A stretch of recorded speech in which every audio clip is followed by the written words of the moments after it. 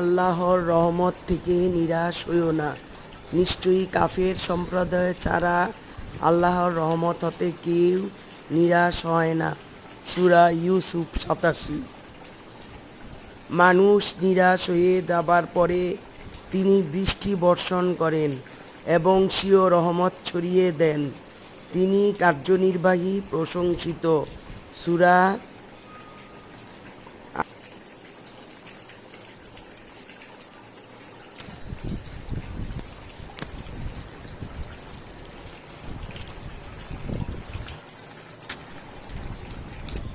আল্লাহর রহমত থেকে নিরাশ হইও না। নিশ্চয়ই কাফের সম্প্রদায় ছাড়া আল্লাহর রহমত হতে কেউ নিরাশ হয় না।